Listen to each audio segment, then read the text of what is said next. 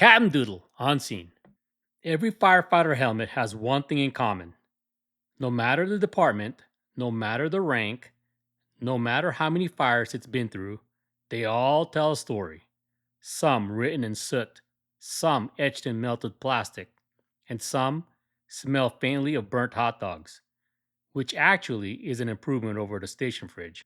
Most people see a helmet, but firefighters, they see a history book, a badge of courage, a deeply unfashionable, oddly shaped symbol of grit. Today, we're diving into one of the most iconic and quietly bizarre pieces of protective gear ever made, the firefighter helmet. Part life saving technology, part reverse mullet of the safety world. Business in the front, bizarre party flap in the back. All business, no pleasure. So stick around. There's more to this helmet than meets the eye, as Optimus would say, especially once you learn what it was originally made of. It's not what you'd want on your head during a fire, or ever. Let's start with the obvious question. Why does it look like that? Is it aerodynamic? Medieval? Ugly? Yes, yes, and yes. With a side of my neck hurts just looking at it. It's freaking heavy. The long back brim serves a purpose. It channels water and debris away from the neck. Because nothing is worse than a burning piece of plastic in your collar and down your neck. The ridge top? That's for structure. It helps absorb impact. It also makes the helmet a good battering ram when attached to a rookie. Okay, fun fact, and a little bit of history. The first professional helmet for firefighters was designed in the 1830s by Henry Gattacrap. Gettacrap. Gratacap. What the hell? What a stupid name. His leather helmet featured a reinforced crown and that iconic rear brim. It was tough, practical, and possibly smelled like a dead donkey on a hot day.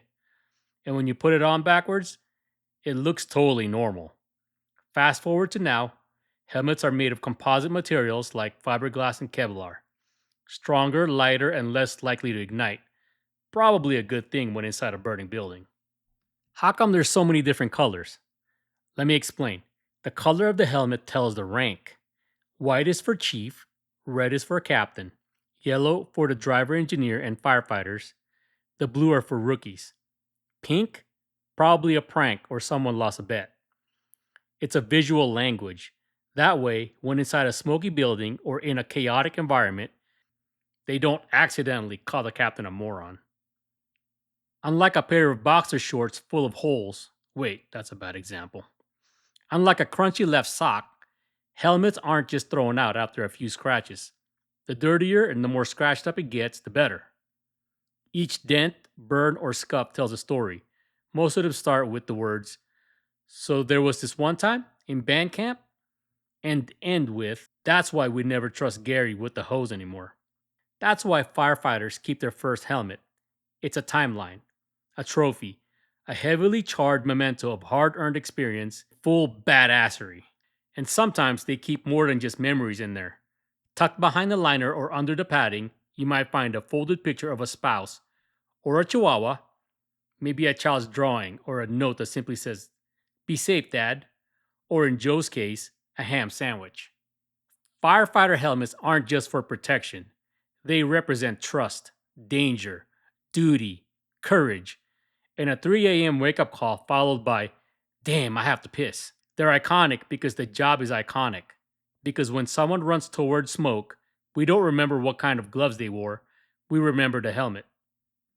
So next time you see a firefighter's helmet, don't touch it. It's dirty as AF, like my daughter would say. But that helmet have been through more than most of you ever will. And honestly, it wears smoke better than Uncle Joey wears cologne. Thanks for watching. As always, please like, comment, and subscribe. Well, bye.